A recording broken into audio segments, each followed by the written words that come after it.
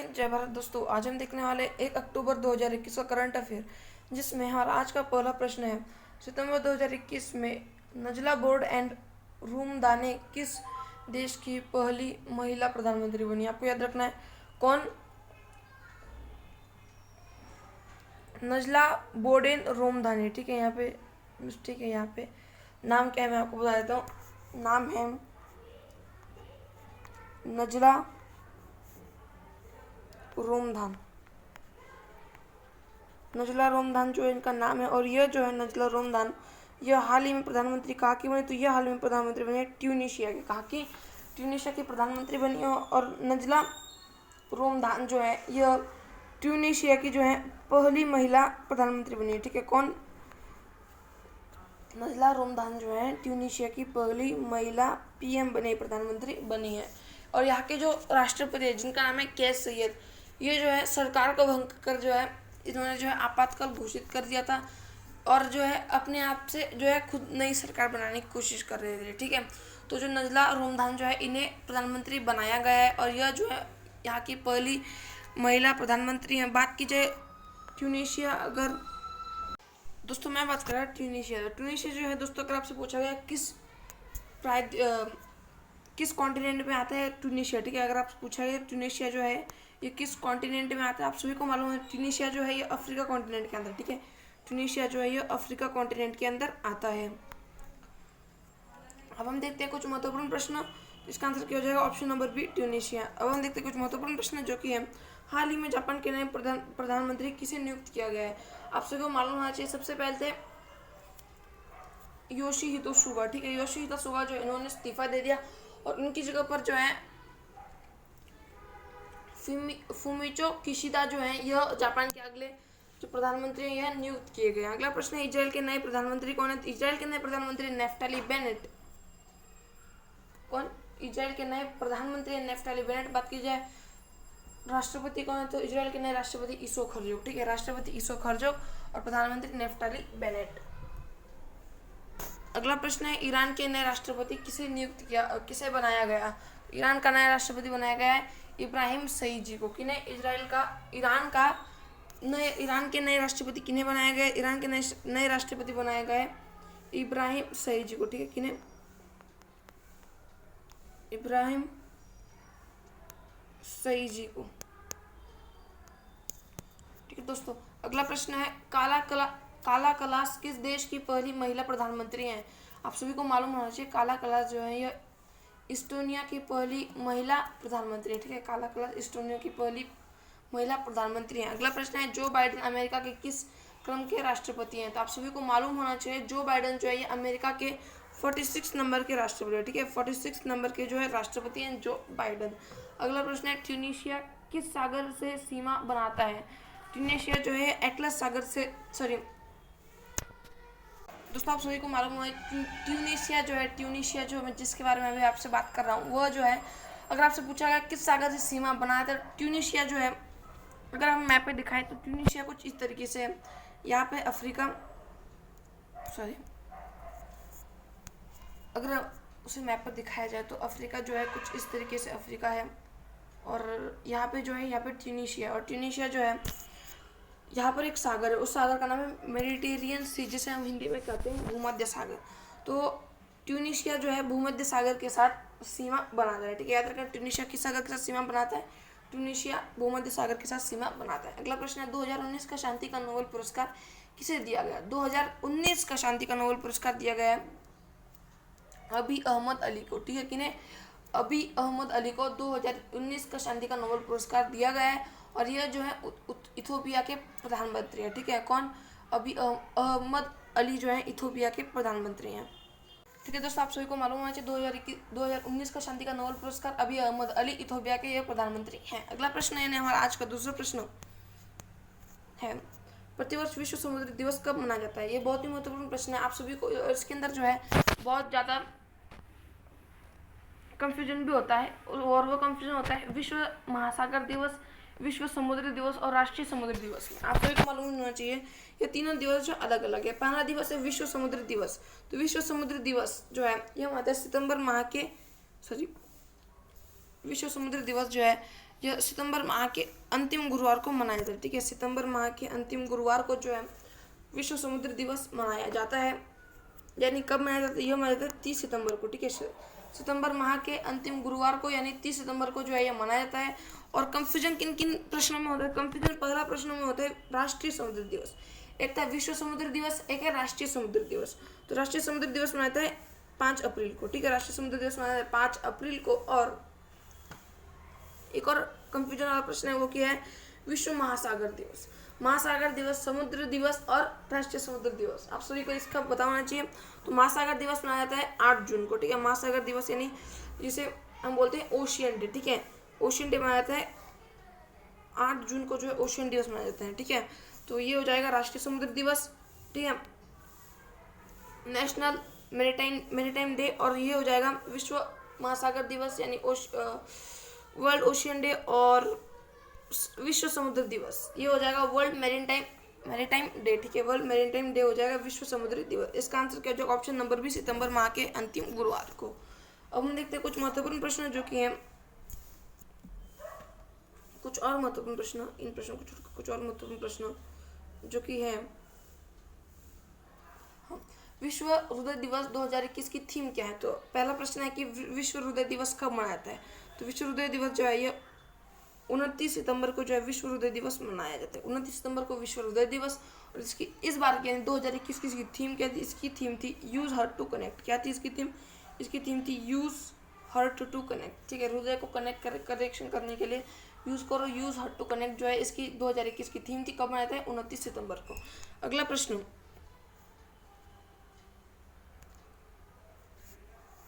है विश्व साक्षरता दिवस कब मनाया जाता है?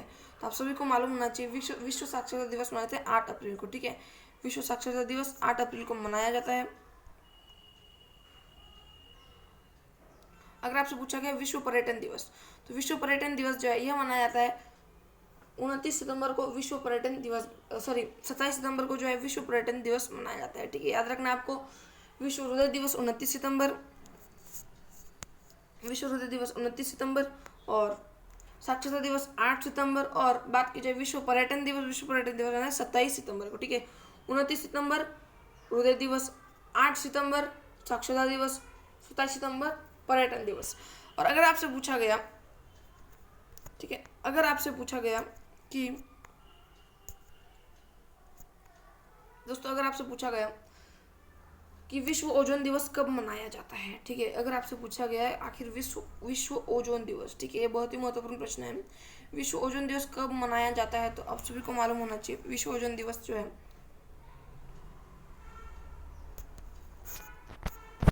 विश्व ओजोन दिवस मनाया जाता है 16 सितंबर को। 16 सितंबर को जो है विश्व ओजोन दिवस मनाया जाता है। ठीक है, और 16 सितंबर को क्या मनाया जाता है? तो आप सभी को मालूम होना चाहिए 16 सितंबर 1987 को, 16 सितंबर 1987 को जो है कनाडा के अंदर एक प्रोटोकॉल शुरू हुआ था, जो कि था ओजोन परत के संरक्षण के लिए जो ये प्रोटोकॉल शुरू हुआ था, और इसका नाम था मॉन्ट्रियल प्रोटोकॉल। और दोस्तों आपको बताना होना चाहिए इस मॉन्ट्रियल प्रोटोकॉल को जो है विश्व का सबसे सफल प्रोटोकॉल माना जाता है। किस प्रोटोकॉल को? मॉन्ट्रियल प्रोटोकॉल को। विश्व ओजोन दिवस 16 सितंबर 1987 को मॉन्ट्रियल प्रोटोकॉल शुरू हुआ था कनाडा के अंदर। इसका आंसर क्या है? विश्व ओजोन दिवस का 16 सितंबर। अगला प्रश्न है राष्ट्रीय हिंदी दिवस। राष्ट्रीय हिंदी दिवस मनाया जाता है 14 सितंबर को, और विश्व हिंदी दिवस, राष्ट्रीय हिंदी दिवस 14 सितंबर, विश्व हिंदी दिवस 10 जनवरी। ठीक है, 10 जनवरी 14 सितंबर, राष्ट्रीय 14 और विश्व 10 जनवरी। अगला प्रश्न है अंतर्राष्ट्रीय लोकतंत्र दिवस। अंतर्राष्ट्रीय लोकतंत्र दिवस जो है यह मनाया जाता है 15 सितंबर को। ठीक है, अंतर्राष्ट्रीय लोकतंत्र दिवस, अंतर्राष्ट्रीय लोकतंत्र दिवस जो है यह मनाया जाता है 15 सितंबर को, जो है अंतर्राष्ट्रीय लोकतंत्र दिवस जो है यह मनाया जाता है। अब हम देखते हैं हमारा आज का तीसरा प्रश्न, यानी अगला प्रश्न, यानी हमारा आज का तीसरा प्रश्न जो कि है अमृत ग्रैंड चैलेंज प्रोग्राम जन केयर का संबंध किस मंत्रालय से है? ठीक है, अमृत ग्रैंड चैलेंज प्रोग्राम जन केयर का संबंध। तो पहली बात, ये जो जन केयर प्रोग्राम है ये इसे जो है अमृत महोत्सव की 75वीं वर्षगांठ पर मनाया गया है। ठीक है, याद रखना अमृत महोत्सव की 75वीं वर्षगांठ पर इसे मनाया गया है। किस प्रोग्राम को? जन केयर प्रोग्राम को। और यह जो है विज्ञान और तकनीकी क्षेत्र, मतलब आप सभी को मालूम होना चाहिए जन केयर प्रोग्राम है, यह जो है भारत की यूनियन मिनिस्टर यानी डॉक्टर जितेंद्र सिंह जो है इनके द्वारा शुरू किया गया है, ठीक है। और यह जो है एक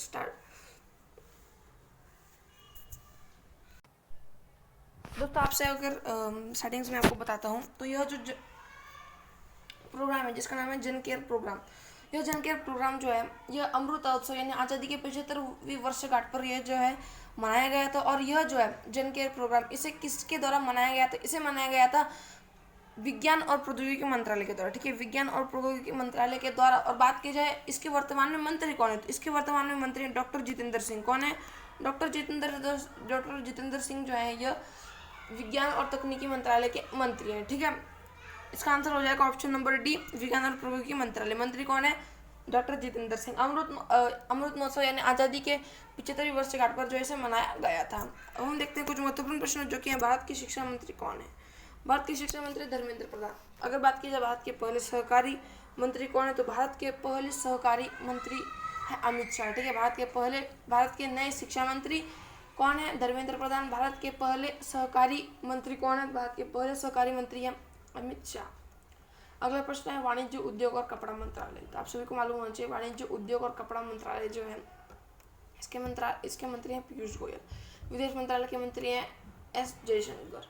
सूक्ष्म लघु एवं उद्योग मंत्रालय के मंत्री हैं नारायण राणे, ठीक है, MSME। सूक्ष्म लघु एवं उद्योग मंत्रालय के मंत्री हैं नारायण राणे।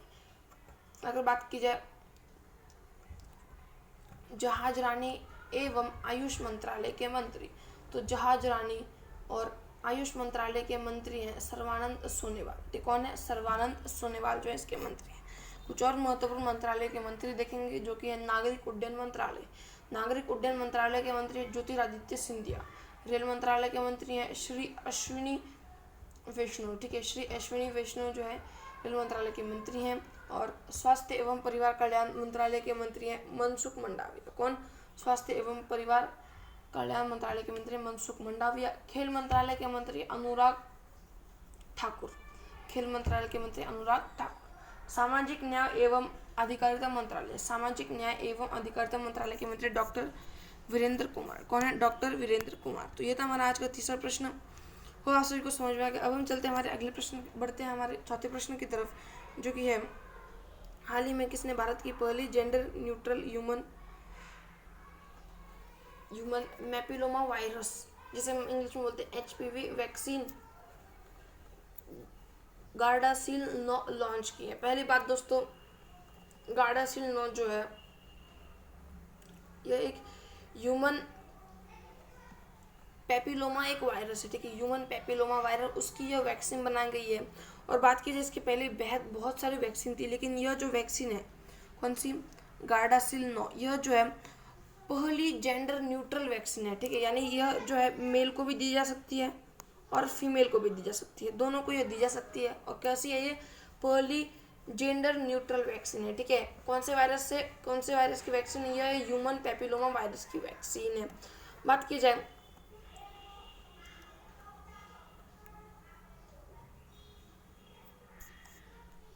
इस वैक्सीन को, गार्डासिल 9 को लॉन्च किसने किया? तो गार्डासिल 9 को लॉन्च किया MSD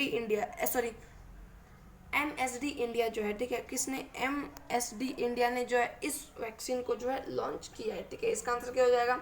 option number D, MSD India.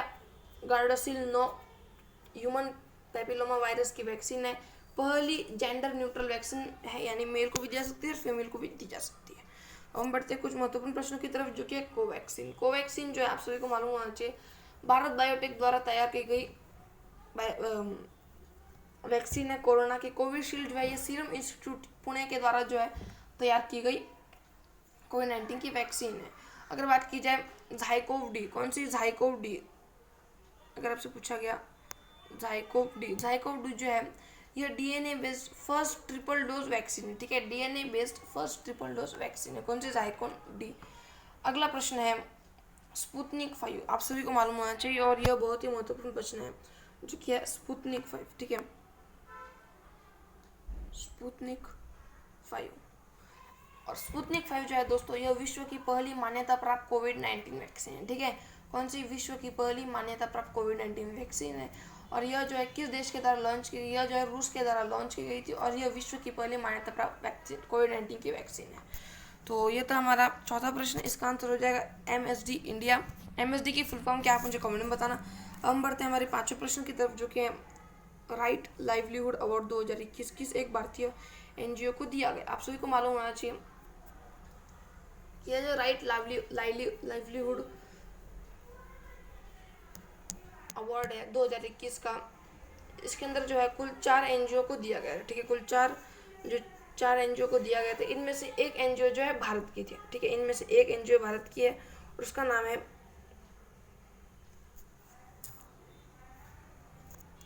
आप सभी को मालूम होना चाहिए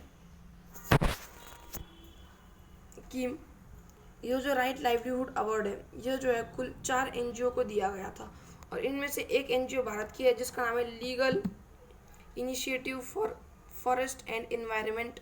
इस NGO को जो है राइट लाइवलीहुड अवार्ड दिया गया। आप पूछोगे आखिर इस NGO का काम है। सिंपल जो है, पहली बात इसके नाम से पता चलेगा, legal initiative for forest environment, यानी पर्यावरण संरक्षण के लिए जो है इसे ये अवार्ड दिया गया है। ठीक है, इसके लिए पर्यावरण संरक्षण के लिए। और आपको दोस्तों याद रखना है, ये जो legal initiative for forest and environment है, पहली बात दोस्तों इसे जो है राइट लाइवलीहुड अवार्ड इसलिए दिया गया, पहला कारण है यह जो है पर्यावरण की संरक्षण करता है, यह पहला कारण। दूसरा है आजीविका जो है इसको बढ़ावा देने के कारण जो है इसे यह अवार्ड दिया गया। और उसका काम भी क्या है, legal initiative for forest and environment का काम भी यही है, पर्यावरण का संरक्षण करना और आजीविका को बढ़ाना इसका काम है। ठीक है, इसका आंसर हो जाएगा option number D, legal initiative for forest and environment. अब हम देखते हैं कुछ महत्वपूर्ण प्रश्न, जो कि है लैंड फॉर लाइफ अवार्ड। तो आप सभी को मालूम होना चाहिए लैंड फॉर लाइफ अवार्ड जो है यह श्याम सुंदर जानी को दिया गया है। किन्हें? श्याम सुंदर जानी को। अगला प्रश्न है 51वां दादा साहेब फाल्के पुरस्कार। 51वां दादा साहेब फाल्के पुरस्कार दिया गया है रजनीकांत को। किन्हें दिया गया है? रजनीकांत को जो 51वां दादा साहेब फाल्के पुरस्कार दिया गया है, रजनीकांत को। अगला प्रश्न है छत्तीसगढ़ वीरानी पुरस्कार। तो छत्तीसगढ़ वीरानी पुरस्कार दिया गया है दूती चंद को। किन्हें? दूती चंद को जो है छत्तीसगढ़ वीरानी पुरस्कार दिया गया है। और उससे पहले अगर आपसे पूछा गया कि फसाई की पहली बात आप मुझे कमेंट में इसकी जो है फुल फॉर्म बताना। और बात की जाए इसकी जो स्थापना है किस अधिनियम से हुई थी, तो फसाई जो है इसकी स्थापना हुई थी 2006 के अधिनियम से। ठीक है, 2006 का जो अधिनियम है इससे जो है फसाई की स्थापना हुई थी। और फसाई की जो फुल फॉर्म क्या है आप वो मुझे बताना। ठीक है, हिंट देता हूँ, स्टार्टिंग F से हो जाएगा फूड। ठीक है, तो फूड और आगे क्या है आप मुझे वो कमेंट में बताना। ठीक है, अगला प्रश्न है ई पंचायत पुरस्कार 2021।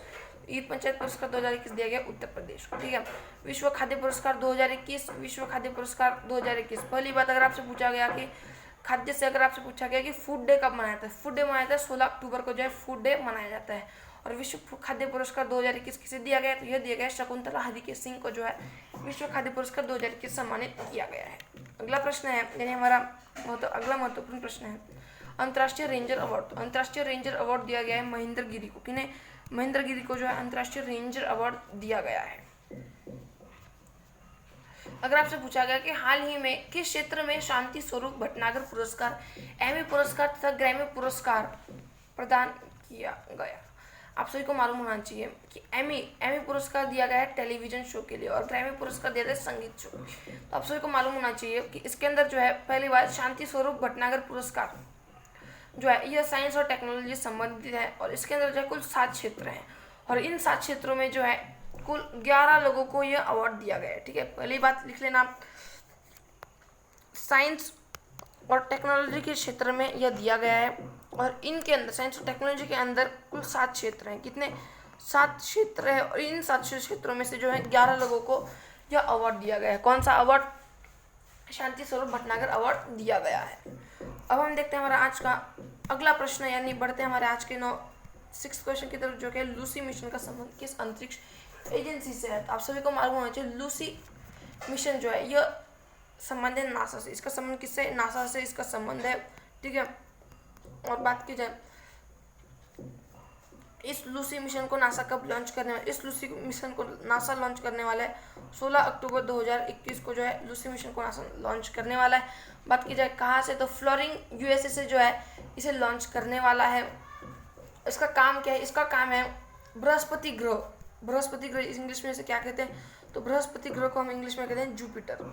जुपिटर जो प्लेनेट है, इस प्लेनेट पर जाके जो इसका जो उपग्रह है, इसका एक उपग्रह है जिसका नाम है ट्रोजन उपग्रह। ठीक है, उस ट्रोजन उपग्रह का अध्ययन करना है जो है इस लकी मिशन का काम है। ठीक है, याद रखना, बृहस्पति ग्रह जुपिटर का जो ट्रोजन उपग्रह इसका अध्ययन करना। कब लॉन्च करेगा? नासा 16 अक्टूबर 2021 को लॉन्च करेगा। ठीक है, कौन लॉन्च करेगा? नासा। किस नाम क्या है मिशन का? Lucy mission. तो सब हम देखते हैं कुछ महत्वपूर्ण प्रश्न जो कि है लकड़ी का पहला सैटेलाइट कौन सा है जिसे यूरोपियन स्पेस एजेंसी द्वारा प्रक्षेपित किया गया था? आप सभी को मालूम होना चाहिए, यूरोपियन ईएसए यानी यूरोपियन स्पेस एजेंसी, यह जो है वीजा वुड सेट जो है, कौन सा? वीजा वुड सेट, इसे लॉन्च करने वाला है यूरोपियन स्पेस एजेंसी। और यह जो है लकड़ी का पहला सैटेलाइट है। ठीक है, लकड़ी का पहला सैटेलाइट है वीजा वुड सेट, जिसे यूरोपियन स्पेस एजेंसी द्वारा प्रक्षेपित किया जाएगा। अगला प्रश्न है, किसी ग्रह की सतह पर उड़ान भरने वाला पहला हेलीकॉप्टर कौन सा है? ठीक है, बहुत ही महत्वपूर्ण प्रश्न है। किसी ग्रह की सतह पर उड़ान भरने वाला पहला हेलीकॉप्टर कौन सा है? आप सभी को मालूम होना चाहिए। बात की जाए कौन से ग्रह पर, तो ग्रह है मंगल। बात की जाए कि किसके द्वारा ये हेलीकॉप्टर छोड़ा गया, तो यह हेलीकॉप्टर जो है यह नासा के द्वारा छोड़ा गया था। और बात की जाए किस रोवर के द्वारा जो है इस हेलीकॉप्टर को छोड़ा गया था, तो याद रखना। तो अगर आपसे पूछा गया हेलीकॉप्टर का नाम क्या है, तो हेलीकॉप्टर का नाम है इंजीन्यूटी। हेलीकॉप्टर का नाम है। ठीक है, याद रखना है आप सभी को, इंजीन्यूटी जो है इस हेलीकॉप्टर का नाम है इंजीन्यूटी। कौन सा है? इंजीन्यूटी इस हेलीकॉप्टर का नाम है। और किस रोवर के द्वारा इसे उतारा गया? इसे जो है परसिवरेंस रोवर के द्वारा। कौन सा रोवर? बहुत ही महत्वपूर्ण रोवर है, बहुत ही महत्वपूर्ण प्रश्न है। वो है परसिवरेंस रोवर के द्वारा जो है इसे जो है उतारा गया था। किसे? परसिवरेंस रोवर के द्वारा इंजीनियरिटी रोवर को उतारा गया था। बात की जाए किस स्पेस एजेंसी का मिशन है, तो यह है नासा की एजेंसी का मिशन है। और किस ग्रह पर? मंगल की सतह पर। हम देखते हैं कुछ और महत्वपूर्ण प्रश्न जो कि है शुद्ध ग्रह यानी एस्ट्रॉइड बेल्ट। शुद्ध ग्रह बेल्ट यानी एस्ट्रॉइड बेल्ट किन दो ग्रहों के मध्य उपस्थित होती है? तो शुद्ध ग्रह जो है यह बृहस्पति ग्रह यानी जुपिटर और मार्स, इन दोनों के बीच में जो है एक एस्ट्रॉइड बेल्ट है। उस एस्ट्रॉइड बेल्ट को कहा जाता है क्षुद्र ग्रह बेल्ट जो है इसे कहा जाता है। किन दो ग्रहों के मध्य यह उपस्थित है? यह जो है मंगल ग्रह और बृहस्पति ग्रह के मध्य उपस्थित है। अगला प्रश्न है, हाल ही में लैंडसैट 9 सैटेलाइट किसके द्वारा लॉन्च किया गया? लैंडसैट 9 सैटेलाइट जो है यह नासा के द्वारा लॉन्च किया गया। ठीक है, लैंडसैट 9 सैटेलाइट जो है यह नासा के द्वारा लॉन्च किया गया। अगला प्रश्न है पार्कर सोलर प्रोब मिशन। तो पार्कर सोलर प्रोब मिशन का संबंध किस एजेंसी है? उसका संबंध है नासा की स्पेस एजेंसी, अमेरिका की स्पेस एजेंसी नासा से इसका संबंध है। ठीक है दोस्तों, आप सभी को मालूम होना चाहिए पार्कर सोलर प्रोब मिशन जो है ये इसका संबंध किस एजेंसी? नासा से। और इसका मिशन क्या है? तो इसका मिशन है सूर्य के सबसे नजदीक जाकर जो है उसका अध्ययन करना और उसका तापमान कितने देर तक यह जो सैटेलाइट है झेल सकती है, यही जो है इसका मकसद है। किस मिशन का मकसद है? पार्कर सोलर मिशन का। अगला प्रश्न है होप मिशन और जुरोंग रोवर का संबंध किस ग्रह से है? पहली बात, होप मिशन का संबंध है यूएई से। ठीक है, होप मिशन का संबंध है यूएई से। और जुरोंग रोवर जो है यह मंगल ग्रह पर जाने वाला रोवर है। किसका रोवर है? यह जो है मंगल ग्रह पर जाने वाला रोवर है, चीन का रोवर है। कौन सा rover? Zhurong rover. Hope mission किसका है? यूएई का मिशन है। होप के अंदर इनकी होप क्या है? तो इनकी होप है मंगल ग्रह पर जाने की, जो इनकी होप है। ठीक है, किस ग्रह से संबंधित है? मंगल ग्रह से दोनों का संबंध है। अब हम देखते हैं हमारा आज का 7वां प्रश्न। बढ़ते हैं हमारे अगले प्रश्न की तरफ, यानी 7वां प्रश्न जो कि 30 सितंबर 2021 को प्रधानमंत्री नरेंद्र मोदी ने कहाँ पर केंद्रीय पेट्रोकेमिकल इंजीनियरिंग एवं तकनीकी संस्थान का उद्घाटन किया है? पहली बात, अगर आपसे पूछा गया कि इस केंद्रीय पेट्रोकेमिकल्स इंजीनियरिंग एवं तकनीकी संस्थान का इंग्लिश में क्या बोलते हैं, इसका सिंपल है सीपेट, CIPET। सीपेट जो है इसका इंग्लिश में अर्थ है, इंग्लिश में इसकी शॉर्ट फॉर्म में बात की जाए, इसका उद्घाटन किसने किया? तो इसका उद्घाटन जो है भारत के प्रधानमंत्री नरेंद्र मोदी ने इसका उद्घाटन किया। इसका बात की जाए, इसका जो कहाँ इसका उद्घाटन किया गया, तो इसका उद्घाटन जो है जयपुर राजस्थान के अंदर किया गया। ठीक है, कहाँ पर? जयपुर राजस्थान के अंदर इसका उद्घाटन किया गया। बात की जाए आखिर यह क्या है, पेट्रोकेमिकल क्या है, तो पहली बात, जहाँ पे भी रिफाइनरी का काम होता है, रिफाइनरी का जहाँ पे काम होता है, उनका जो बचा हुआ उत्पाद होता है ना, उस उत्पाद को जो है एक जगह पर स्टोर करने के लिए जो है ये पेट्रोकेमिकल स्टोर करने के लिए जो जगह थी। पहली बात, अब जो पेट्रोकेमिकल है इसके दाम बहुत ही मजबूत, बहुत ही ज़्यादा अधिक जो है, ये जो एक बहुत बड़ी समस्या है।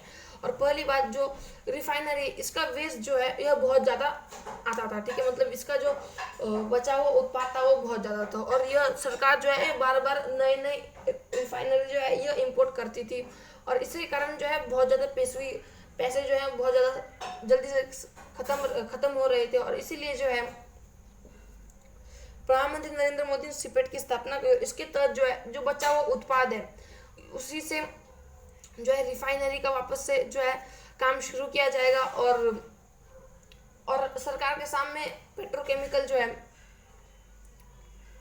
इसकी सबसे ज़्यादा समस्या क्या आई थी, तो पहली समस्या है कि पेट्रोकेमिकल की जो कीमत है, पेट्रोकेमिकल की जो कीमत है वो बहुत ज़्यादा थी, और यह काम करने से क्या, रिफाइनरी के साथ में जो बचा हुआ उत्पाद है उसी का डबल यूज़ करने से जो है पेट्रोकेमिकल जो है और रिफाइनरी जो है इन दोनों की जो कीमत है, यह कीमत नीचे गिरेगी। ठीक है, और यही जो है केंद्रीय पेट्रोकेमिकल्स इंजीनियरिंग एवं तकनीकी संस्थान का जो उद्घाटन का मकसद है। तो होप आप सभी को सातवां प्रश्न समझ में आ गया होगा। अब हम चलते हैं कुछ महत्वपूर्ण प्रश्नों की तरफ, जो कि है खादी प्राकृतिक पेंट किस संस्थान के द्वारा तैयार किया गया। पहली बात, खादी प्राकृतिक पेंट है। ठीक है, पेंट है, प्राकृतिक पेंट है, और इससे आप साफ बता कर लेना कि आखिर यह किससे बना है। तो यह जो है किससे बनाया, तो यह पेंट जो है गोबर से बनाया गया। ठीक है, यह पेंट किससे बनाया गया, यह पेंट जो है गोबर से बनाया गया है। बात की जाए किस संस्थान ने इसे शुरू किया है, तो इसे जो है किस संस्था के द्वारा तैयार किया, इसे तैयार किया गया है कुमारप्पा इंस्टीट्यूट, जो कि जयपुर का है। ठीक है, जयपुर की जो कुमारप्पा इंस्टीट्यूट है इसके द्वारा इसका जो है इसे तैयार किया गया। ठीक है, किसके द्वारा, ये किससे तैयार हुई है, गोबर से तैयार हुई है। भारत का पहला सोलर पंप आधारित संयंत्र कहाँ स्थापित किया गया, भारत का पहला सोलर पंप आधारित संयंत्र जो है यह जयपुर के अंदर स्थापित किया गया। ठीक है, अगला प्रश्न है, भारत के कौन से 2 शहर यूनेस्को वर्ल्ड हेरिटेज सिटी में शामिल है। तो आप सभी को मालूम होना चाहिए, भारत के 2 शहर यूनेस्को वर्ल्ड हेरिटेज सिटी में शामिल है, जिनमें पहला जो है ये 2017 में शामिल हुआ था, पहला था 2017 में, जिसका नाम है अहमदाबाद। कौन सा है, अहमदाबाद इसके अंदर शामिल है। और दूसरा जो है 2019 में हुआ था, जिसका नाम क्या है, जिसका नाम है जयपुर। ठीक है, जयपुर भी इसके अंदर शामिल है। 2 शहर है भारत के, ठीक है, यूनेस्को वर्ल्ड हेरिटेज सिटी के अंदर। अगला प्रश्न है, चिरंजीवी योजना कब से लागू की गई। चिरंजीवी योजना जो है ये राजस्थान की योजना है, और भारत की पहली ऐसी योजना है जिसके तहत जो है सभी को स्वास्थ्य बीमा सुविधा जो है प्रोवाइड की जाएगी। ठीक है, बात की जाए इसकी कब से लागू किया गया, तो इसे कब से स्टार्ट किया गया, इसे स्टार्ट किया गया 1 मई 2021 से। 1 मई 2021 इसे स्टार्ट किया गया। किस राज्य की योजना, राजस्थान की योजना। इसके तहत जो है सभी को स्वास्थ्य बीमा जो सुविधा यह प्रोवाइड की जाएगी। अगला प्रश्न है, भारत के रसायन और उर्वरक मंत्रालय के मंत्री कौन। भारत के रसायन और उर्वरक मंत्रालय के मंत्री हैं मनसुख मंडाविया। कौन है, मनसुख मंडाविया। अगला प्रश्न है, हाल ही में पुलिस संग्रहालय का उद्घाटन कहाँ किया गया। हाल ही में पुलिस संग्रहालय का उद्घाटन कहाँ किया, पुलिस संग्रहालय का उद्घाटन किया गया तमिलनाडु के अंदर। ठीक है, पुलिस संग्रहालय का उद्घाटन तमिलनाडु के अंदर। अगला प्रश्न है, बुनकर सेवा और डिजाइन संस्थान केंद्र कहाँ स्थापित किया गया। बुनकर सेवा और डिजाइन संस्थान केंद्र कहाँ स्थापित किया गया, तो यह स्थापित किया गया कुल्लू हिमाचल प्रदेश के अंदर। कहाँ पर है, कुल्लू हिमाचल प्रदेश के अंदर। अगला प्रश्न है, प्रधानमंत्री पोषण योजना। अगला प्रश्न है, बढ़ते हैं हमारे आज के 8वें प्रश्न की तरफ, जो कि है प्रधानमंत्री पोषण योजना, जिसे हम कह सकते हैं पीएम पोषण शक्ति निर्माण का संबंध किससे। पहली बात, यह जो है इस प्रधानमंत्री पोषण योजना को, इसको आप कैसे याद रखोगे, तो सिंपल है, इसे आप याद सकते हैं पोषण। जब आप लिखोगे POSHAN पोषण, जब आप इसे लिखोगे तो पहली बात PO से हो जाएगा पोषण, SH से हो जाएगा शक्ति और N से हो जाएगा निर्माण, यानी पोषण शक्ति निर्माण जो है ये इसका फुल फॉर्म आप इस तरीके से समझ सकते हो। ठीक है, इसका दूसरा नाम ये है पोषण शक्ति निर्माण। बात की जाए इसका जो है पहले नाम कुछ और था। इसका पहले नाम क्या था? इसका पहले नाम था मिड डे मील योजना। क्या था इसका पहला नाम? इसके पहले नाम था मिड डे मील योजना। बात कीजिए मिड डे मील योजना जो है इसका नया नाम बदलकर पोषण योजना PM पोषण योजना कर दिया गया, यानी पोषण शक्ति निर्माण योजना जो इसका कर दिया गया है। और यह जो है मिड डे मील योजना कब शुरू हुई थी? मिड डे मील योजना जो है यह 1995 को यह योजना शुरू हुई थी। ठीक है, 1995 को शुरू हुई थी। इसका मकसद क्या था? इसका मकसद था कि जितने भी स्कूल के अंदर, जो भी सरकारी स्कूलें हैं, उन स्कूलों के अंदर जितने भी पहली से लेकर 8वीं तक जितने भी बच्चे हैं उन बच्चों को जो है भोजन कराया जाएगा। ठीक है, भोजन कराया जाएगा। भोजन कैसा? अच्छा भोजन, गरम चपाती, गेहूँ से बनी हुई रोटी, ये सभी जो है उस भोजन के अंदर दी जाएंगी।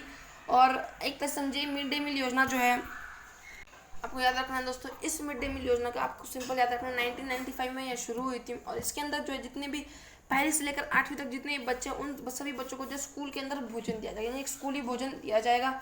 ठीक है, इसका संबंध किससे हो जाएगा? स्कूली बच्चों से। तो इसी का नाम बदलकर क्या कर दिया गया? पोषण योजना कर दिया गया। और इस पोषण योजना जो है यह कितने वर्षों तक चलेगी? ये पोषण योजना जो कुल 5 वर्षों तक चलेगी। कितने वर्षों तक? 5 वर्षों तक चलेगी। माना कब से कब तक? तो 2021-22 से। कब से? 2021-22 से 2025 तक। बढ़ाया भी जा सकता है, कम भी कर दिया सकता है, लेकिन अभी जो है 5 वर्ष का इसका लक्ष्य रखा हुआ है। ठीक है, इसका उत्तर हो जाएगा स्कूली बच्चों से इसका संबंध है, ऑप्शन नंबर ए। अब हम बढ़ते हैं कुछ महत्वपूर्ण प्रश्नों की तरफ, जो कि है उज्ज्वला योजना 2.0 का शुभारंभ कब किया गया? उज्ज्वला योजना 2.0 जो है इसका शुभारंभ किया गया है 10 अगस्त 2021 को इसका शुभारंभ किया गया है। इसका उद्देश्य क्या है? इसका उद्देश्य 1 करोड़ LPG गैस जो है हर घर में उपलब्ध कराना। मतलब घरों के अंदर टोटल जो है 1 करोड़ LPG गैस जो है उपलब्ध कराना, यह इस उज्ज्वला योजना 2.0 का मकसद है। बात की जाए यह योजना कहाँ से शुरू हुई थी? यह योजना जो है महोबा उत्तर प्रदेश शुरू हुई थी। अगला प्रश्न है 25 सितंबर 2021 को किस योजना के 4 वर्ष पूरे हो गए? आप सभी को मालूम होना चाहिए 25 सितंबर 2021 को सहज बिजली हर घर योजना, कौन सी? सहज बिजली हर घर योजना जो है यह शुरू हुई थी 25 सितंबर 2017 को। कौन सी याद रखना है आपको? सहज बिजली हर घर योजना। बात की जाए ये योजना जो है ये कब शुरू हुई थी? तो यह शुरू हुई थी 25 सितंबर 2017 को ये शुरू हुई थी। और इसके जो है कुल 25 सितंबर को जो है इसके जो है कुल 5 वर्ष पूरे हो चुके, सॉरी 4 वर्ष पूरे हो चुके हैं। ठीक है, कब? 25 सितंबर 2021 को 4 वर्ष किस योजना के पूरे हो चुके हैं? सहज बिजली हर घर योजना। अगला प्रश्न यानी कुछ महत्वपूर्ण और प्रश्न जो कि है प्रधानमंत्री किसान योजना कहाँ से आरंभ की गई? तो प्रधानमंत्री किसान योजना जो कब शुरू की गई? तो यह शुरू की गई 24 फरवरी 2019 को। कब? 24 फरवरी 2019 को यह योजना शुरू हो गई। और बात की योजना कब कहाँ से शुरू की गई? यह योजना जो गोरखपुर उत्तर प्रदेश से, कहाँ से? गोरखपुर उत्तर प्रदेश से योजना शुरू की गई, गोरखपुर उत्तर प्रदेश। अगला प्रश्न है आयुष्मान भारत योजना कब आरंभ हुई? आयुष्मान भारत योजना जो है यह 23 सितंबर 2018 को आरंभ हुई। कहाँ से? रांची झारखंड से यह योजना आरंभ हुई 23 सितंबर 2018 को।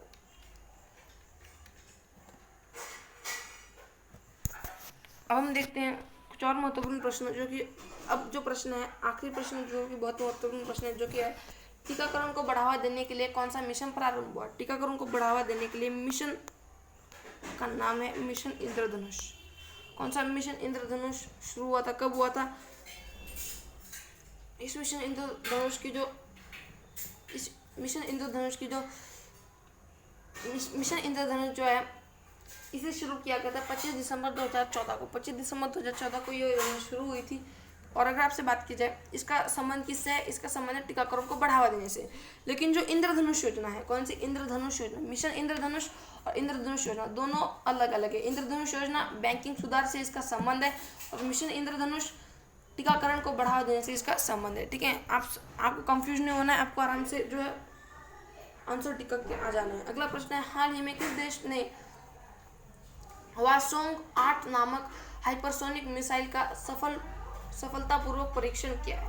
पहली बात, यह जो हवांग 8 जो है यह एक हाइपरसोनिक मिसाइल है। हाइपरसोनिक मिसाइल कैसी होती है? हाइपरसोनिक मिसाइल होती है 5 मैक से अधिक स्पीड की। कौन सी? 5 मैक से अधिक स्पीड की जो है ये होती है। बात की जाए मैक क्या है? मैक जो है ये ध्वनि से अधिक गति होती है, ठीक है। मैक जो है ये ध्वनि की गति होती है, मतलब ध्वनि की गति से 5 गुना ज़्यादा में, ध्वनि की गति से 5 गुना ज़्यादा स्पीड में जो है यह मिसाइल है, जिसका नाम क्या है? हवासोंग 8। और यह किस तरह की मिसाइल है? हाइपरसोनिक मिसाइल है। बात की जाए प्रश्न के अनुसार किस जो देश है इसने इसका सफलतापूर्वक प्रशिक्षण किया है? तो यह किया गया है उत्तरी कोरिया की तरफ। उत्तरी कोरिया जो है इसने सफलतापूर्वक इसका प्रशिक्षण किया है, ठीक है। इन्होंने इस मिसाइल को क्यों बनाया? इन्होंने कहा है कि इन्होंने जो है सुरक्षा के लिए इस मिसाइल का परीक्षण किया है, ठीक है, सुरक्षा के लिए। हम देखते हैं कुछ महत्वपूर्ण प्रश्न जो कि हैं, उत्तर कोरिया व दक्षिण कोरिया के मध्य कौन सी अक्षांश रेखा सीमा बनाती है? पहली बात, यहाँ पे है नॉर्थ कोरिया और यहाँ पर है साउथ कोरिया। इन दोनों के मध्य, इन दोनों को अलग करने वाली जो अक्षांश रेखा है, कौन सी अक्षांश रेखा है? यह है 38 डिग्री जो है 38 डिग्री अक्षांश रेखा इसका नाम है, ठीक है। अगला प्रश्न है, सुपरसोनिक मिसाइल का उदाहरण। तो भारत के पास एक सुपरसोनिक, मतलब एक तरह की सुपरसोनिक मिसाइल है। सुपरसोनिक मिसाइल इनकी स्पीड कितनी होती है? इनकी स्पीड होती है 2.5 मैक के आसपास जो है सुपरसोनिक मिसाइल की स्पीड होती है। और भारत के पास जो है ब्रह्मोस जैसी सुपरसोनिक मिसाइल है। अगला प्रश्न है, निर्भय क्या है? निर्भय जो है एक सबसोनिक क्रूज मिसाइल है। कौन सी सबसोनिक क्रूज मिसाइल? कौन सी है? निर्भया। और यह जो बात की जाए हाइपरसोनिक जो होती है 5 मैक से अधिक स्पीड में, सुपरसोनिक क्रूज मिसाइल 2.5 मैक के आसपास में, और निर्भय जो कि एक सबसोनिक क्रूज मिसाइल है कितने मैक के आसपास? यह जो है 1 मैक से कम, ठीक है, 1 मैक से कम की इसकी स्पीड है। कौन सी? सबसोनिक क्रूज मिसाइल निर्भय। अगला प्रश्न है, विश्व लोकतंत्र सूचकांक में विश्व लोकतंत्र सूचकांक में कौन सा देश टॉप पर रहा? तो विश्व लोकतंत्र सूचकांक में टॉप पर रहा है नॉर्वे, और भारत की रैंक है ये 53, ठीक है। भारत की रैंक है 53, भारत की रैंक और टॉप पर रहा है नॉर्वे। देखते हैं हमारा आज का आखिरी प्रश्न है, यानी हमारा आज का 10वां प्रश्न जो कि बहुत महत्वपूर्ण प्रश्न है। वो प्रश्न है, अक्सर चर्चा में रहने वाला CPEC के संदर्भ में कौन सा कथन सही है? पहली बात, CPEC क्या है? CPEC जो है आपको सब बता दूं, इसका आंसर जो उपयुक्त सभी। CPEC जो है ये बेल्ट एंड रोड इनिशिएटिव का एक हिस्सा है। CPEC जो है एक बेल्ट एंड रोड इनिशिएटिव का हिस्सा है। CPEC जो है पाकिस्तान और चीन के बीच एक द्विपक्षीय परियोजना है, यह भी है, ठीक है। और यह जो है चीन की शिनजियांग प्रांत को पाकिस्तान के ग्वादर बंदरगाह को जोड़ती है, ठीक है। यानी चीन का जो शिनजियांग प्रांत है इसको पाकिस्तान के ग्वादर बंदरगाह से जोड़ती है, ठीक है। अब देखते हैं CPEC के बारे में। CPEC कुछ नहीं दोस्तों, एक तरह से आप समझिए भारत को घेरने की चाह है। अब देखो दोस्तों, CPEC जो है एक हाईवे बनाने वाला है चीन जो है एक हाईवे बनाने वाला है, ठीक है। यहाँ से जो है चीन एक हाईवे बनाने वाला है। कहाँ से? ये चीन है और ये पाकिस्तान है, ठीक है। चीन जो है यहाँ से ऐसा हाईवे बनाने वाला है जो कि POK से क्रॉस होगा, ठीक है, POK से क्रॉस होगा। और यहाँ पे जो ग्वादर बंदरगाह है, पाकिस्तान का ग्वादर बंदरगाह जो है यहाँ तक ये हाईवे होने वाला है, ठीक है। देखते हैं कहाँ से कहाँ तक। यहाँ पे चाइना का यहाँ पर है कौन सा बंदरगाह, यहाँ पर चाइना का कौन सा प्रांत है? शिनजियांग प्रांत जो है यहाँ से जो है आप देख सकते हो यहाँ पर है POK, इस तरीके से POK, और इस POK से जो है यह जो हाईवे है इस तरीके से जाएगा और पाकिस्तान का जो ग्वादर बंदरगाह है इस ग्वादर बंदरगाह को अटैच करेगा, ठीक है। सिंपल जो है चीन जो है भारत को चारों ओर से घेरने के जो है प्रयास कर रहा है। और आपको बता दूं यहाँ पर जो ईरान है, ईरान का एक द्वीप है और उस द्वीप का नाम है चाबहार बंदरगाह, ठीक है, द्वीप का नाम क्या है, चाबहार बंदरगाह। तो इस चाबहार बंदरगाह से लेकर यहाँ तक जो है भारत ने अपनी एक लाइन तैयार कर लिया, ठीक है, चाबहार बंदरगाह से लेकर, तो मुंबई का जो बंदरगाह है, चाबहार बंदरगाह से लेकर मुंबई का जो बंदरगाह है, यहाँ तक उन्होंने एक लाइन तैयार कर ली, ठीक है, भारत ने। और यह जो क्या करने वाले, चाइना जो है यहाँ से, आप देख पा रहे हो, चाइना यहाँ से जो है चारों ओर से जो है भारत को थल से और जो नेवी है, इन दोनों जगहों से जो है भारत को गिरने के प्रयास कर रहा है। लेकिन भारत ने जो है उससे पहले ही क्या कर लिया, भारत ने जो है ईरान का जो चाबहार बंदरगाह यहाँ से और अपने मुंबई बंदरगाह से जो है मुंबई बंदरगाह तक जो है एक अपना लाइन बना लिया है, ठीक है, जिसके कारण जो है और भारत जो है, अब ये पहली बात जो है, भारत यह जो हाईवे बन रहा है इसे जो है भारत स्वीकार नहीं कर रहा है। एक तरीके से समझिए आप क्यों, तो यह जो है पीओके है, ठीक है, पीओके से जो है पीओके जो है भारत का ही हिस्सा है, जिसके ऊपर पाकिस्तान ने कब्जा कर लिया, जिसे हम कहते हैं पाकिस्तान ऑक्यूपाइड कश्मीर। तो यह जो है भारत नहीं चाहता कि पीओके से जो है कोई लाइन चले, इसलिए जो है भारत इस सीपीईसी का विरोध कर रहा है, ठीक है। तो यही था हमारा आज का करंट अफेयर, यानी 1 अक्टूबर 2021 का करंट अफेयर। अगर आप सभी को वीडियो अच्छी लगती है, वीडियो को लाइक कर दो, चैनल को सब्सक्राइब कर दो। मिलते हैं अगली वीडियो में। इसका आंसर हो जाएगा ऑप्शन नंबर डी, उपयुक्त सभी।